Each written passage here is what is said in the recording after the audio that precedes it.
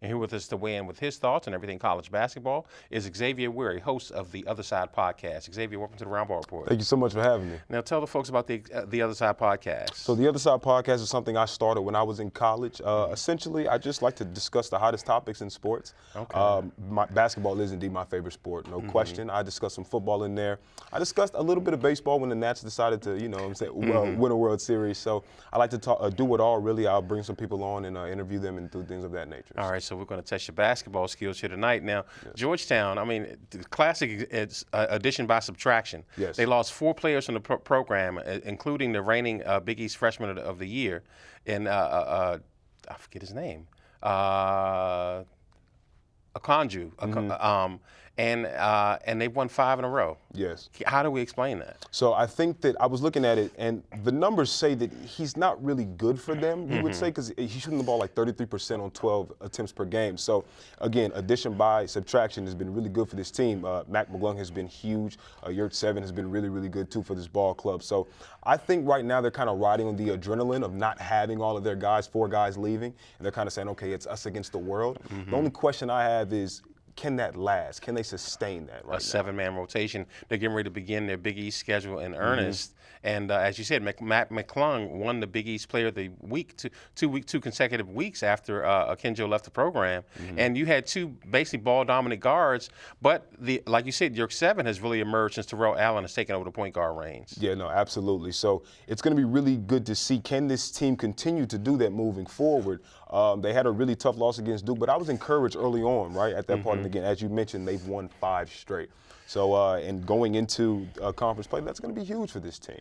Right. Now, on the other hand, we're seeing some Maryland highlights. They started out, rose to as high as number 3 in the country, lost back-to-back games to they lost to Penn State, and they lost to Seton Hall. Seton Hall played without their best game. Maryland only scored like 40 points. Yeah. And it's almost like they have too much talent to try to get a steady rotation. They got about 11, 12 kids. The 7-2 kid came back for the first time against Seton Hall. But what do you see Coach Church, and what do you think he needs to do to try to settle his rotation to get his team to play up to their potential? So I think right now Anthony Cohen has to play better. You can't shoot the ball 25% over the past 2 games. That's not going to get it done. However, Coach did mention that their confidence has waned. And again, with all that talent, that should not be the case. Now, you can afford to lose a game like this right now, because the beautiful thing about basketball in comparison to football is that you can lose these games and still be in the tournament. But you can't have a night like this in March, because that's going to obviously end your season. Right. Seton Hall was down their 2 best guys, so you can't do that. However, I think that they compensated the loss by swarming them defensively. Maryland averages 77 points a game, and they only got 48. So you just have to be a lot better, but trust your guys, right? If you're Maryland, you have a lot of talent, as you stated before. They went from number 4, then dropped to 7, now they're number 13. So they are the hunted now, right? Like, this is not an underrated team. People are going to hunt for this team and try to beat them. So you got to trust the process and trust your guys. And the Big Ten schedule is going to start in earnest. Last week they kind of had their finals break, and they've got the holiday break. But I think that he's really going to have to. This is where their toughness is going to come into play. They're very, very talented, but Big East teams like that Penn State team, they basically beat Maryland up. I mean, in the low post. He's got a lot. The Twins are very talented, but they're young. They've got to learn how to play against guys their own size and grown men, so to speak, to try to get any tangible benefits out of them. And Jalen Smith, he put on weight in the in his upper body, but he's still got to learn how to be more effective in the post on a consistent basis. Oh yeah, absolutely. Now again, I think that this is going to be a huge learning lesson for this team. And again, like with their confidence waning, this is going to be the time to get it back. I know that they play Bryant before they open up against the Big Ten schedule. Yeah, exactly. So, I want to see them right the ship, okay? This is not the time to sink, right? You need to swim right now. So, but again, with all that talent, even though it is going to be a very, very tough conference, I do believe that they're going to do a really, really good job of riding the ship. There's just too much talent on this team. Right.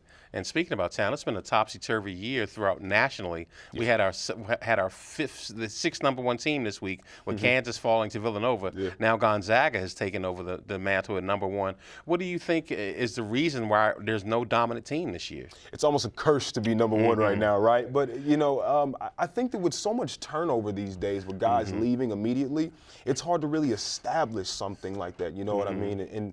And so I think that's part of it. Like, we don't have any major guys all on one team like last year's Duke team. Mark Few does a really good job with Gonzaga. They're always consistent, and you have some teams who have remained at the top who are pretty consistent, Louisville, Duke, and teams of that nature. However, I just think it's really, really hard to continue to build something consistently when there's so much turnover. It's like a revolving door of players year in and year out. So, maybe we're gone from the days of seeing the same teams dominate the way that we do year in and year out. Yeah, because you have a team like North Carolina that was ranked as high as number 4 in the country, but behind the freshman Anthony Cole Anthony, and he's out for a couple of weeks, and then they go out and beat UCLA without him. Yeah, right, and so even Memphis without Wiseman, right? They've still held the fort down. So, again, it's very tricky. There's no dominant team in college basketball. I don't know if that's good or bad for the sport right now. They have so many other things they got to worry about, right? But I kind of miss the days when there was that dominant team who you just kind of hated or loved, and you wanted to watch them every single night. And that's interesting because Duke had their time at number 1. They're a young team having to play, and Coach K has gotten into this following Calipari with the super freshman class. He doesn't have a dominant class anywhere near as to what he had last year.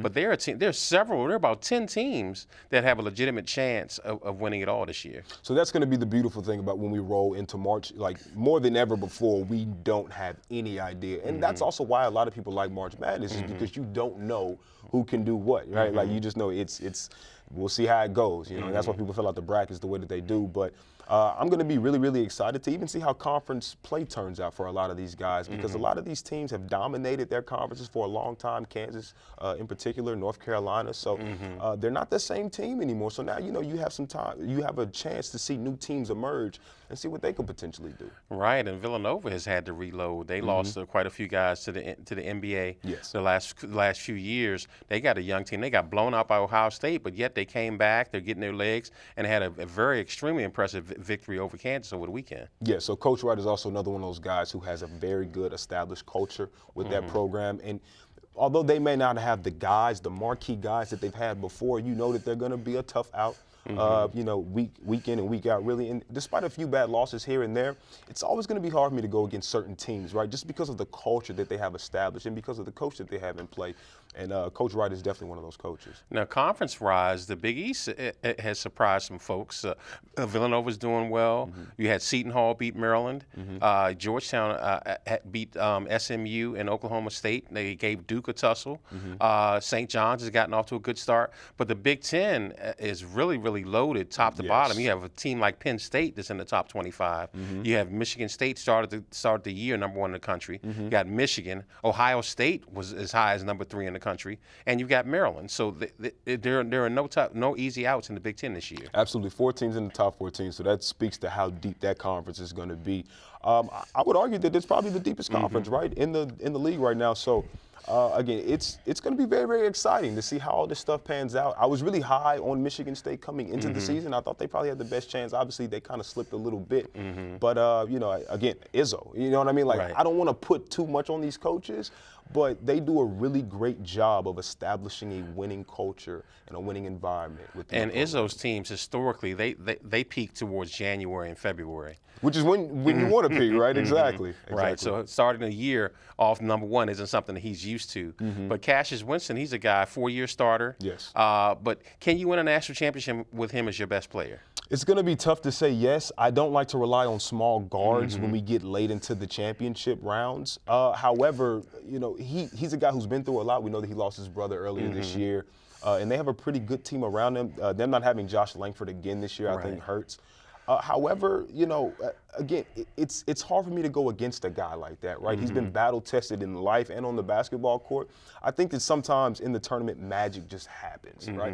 And I could see that definitely happening with this guy. And with the round robin play, most of the teams are playing each other twice this year in the Big Ten.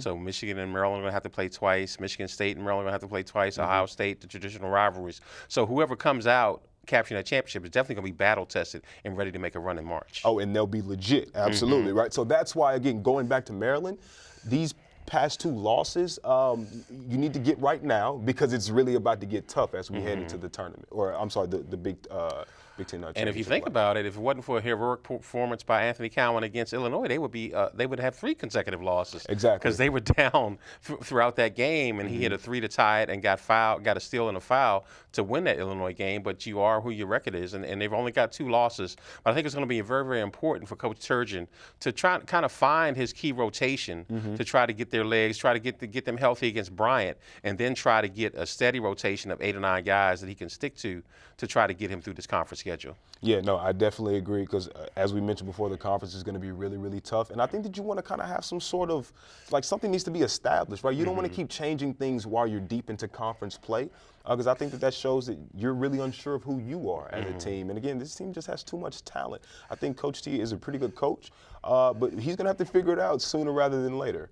And we're going to give the ladies some love. Maryland started the year out number 4 in the country. They've got 2 losses, but they're trying to embed a freshman point guard. But they are getting ready to start their Big Ten schedule in earnest. They got Michigan coming up, and on the national scene, we've had about 4 or 5 different women's teams at the mantle of number 1, and now it's the traditional powerhouse UConn back in number 1. So the more things change, the more they remain the same. Absolutely, and shout out to Maryland. They won their past 2 games by a combined 133 points. That's unheard of. Absolutely unheard of. So we're going to close it back out with Georgetown. They've got a 7-man rotation. They won 5 in a row. Can you make it through a league as competitive as the Big East playing a 7-man rotation? You know, I got to be honest. As much as I want to see it happen, I just don't see it happening. Like, you're going to need a lot more depth than what they have. Luckily for them, they have youth on their side. So, you know, sometimes you can be young and dumb, and it can kind of, you know, work out in your favor. However, you know, it's going to be a lot of pressure on these guys as you get deep into conference play. So while they're doing a really good job now, they're beating some pretty decent teams. It's going to pick up when you start playing, you know, your conference. So. Yeah, York 7 is playing extreme. His play has definitely gone up since they've got Terrell Allen at the point guard. They're working more inside out. But when he played against Duke earlier in the year and Texas, he had trouble getting into foul trouble. And now with no bench, he's going to have to try to avoid that if they're going to be successful. Yeah, I don't want to say he's going to have to be perfect, but he's going to have to be near it, right? Especially because the room for, again, you don't have to be perfect, but you're going to have to be close to it. And I think that he can do a really good job of that for a short period of time. But he's still so young, too, so he's probably going to hit a wall eventually. And that, you know, that's to be expected. But just the fight, just to see this team display heart and passion each and every single night will be a win, I think. All right, that's going to wrap it up for our look at the college basketball scene.